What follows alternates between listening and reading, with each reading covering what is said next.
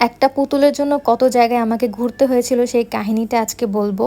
আপু আমাকে reference picture দিয়েছিল আর বলেছিল যেন পিকচারটার মতো একদম সেম টু সেম করে কেকটা বানিয়ে দেই। ওই কেকটার মধ্যে একটা ফেরি ছিল, অর্থাৎ পরি যেটাকে বলে, একদম ডানাওয়ালা পরি। এই ফেরি ডলগুলো দিয়ে আমি এর আগেও একবার কেক ডেকোরেশন করেছি আর আমি এগুলো মিরপুর 1 থেকেই নিয়েছিলাম। তো আমি তো নিশ্চিন্তে ছিলাম যে হ্যাঁ, আমি মার্কেটে গেলেই পেয়ে যাব, এটা নিয়ে এত প্যারা নাই আর আমি একদম সেম টু সেমই বানিয়ে দিতে পারবো।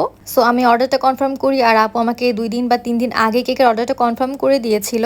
আমি ডেলিভারি হওয়ার একদিন আগেই পুতুলটা কিনে আনতে গিয়েছিলাম। দেন আমি যে দেখি যে মিরপুর 1-এর মধ্যে যতগুলো বেকিং শপ আছে কোনো একটা দোকানে এই পরি ডলটা নেই।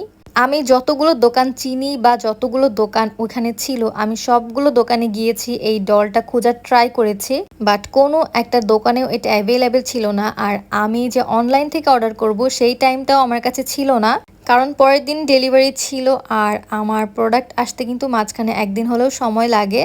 সো অনলাইন থেকে আনারও উপায় ছিল না। এখন শেষ পর্যন্ত কি করব ভেবে না পেয়ে দেন একটা শপের ভাইয়াকে জিজ্ঞাসা করলাম যে ডলটা কোথায় পেতে পারি, আপনারা কি একটু বলতে পারেন কিনা। দেন মিরপুর 1 থেকে আমাকে একটা মিরপুর 11-র অ্যাড্রেস দেওয়া হলো, বললো যে এই দোকানে যান, আপনি পেতে পারেন।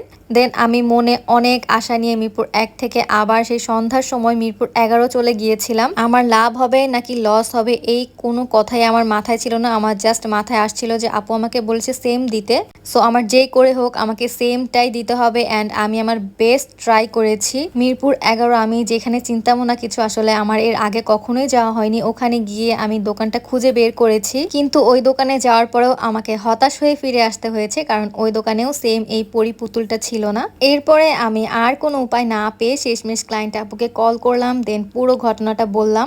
আপু ওয়াজ সো সুইট। আপু আমাকে জানালো যে যেটা অ্যাভেলেবেল আছে সেটা দিয়েই যেন আমি বানিয়ে দেই। দেন এত কাহিনীর পরে আমি শেষমেশ আপুকে এইভাবে কেকটাকে ডেকোরেশন করে দিয়েছি। আলহামদুলিল্লাহ আপু কেকটা অনেক পছন্দ করেছে আর আমাদের সাথে পিকচারও শেয়ার করেছে। আজকের মতো এই পর্যন্তই, দেখা হবে ইনশাল্লাহ পরে ভিডিওতে। আল্লাহ হাফিজ।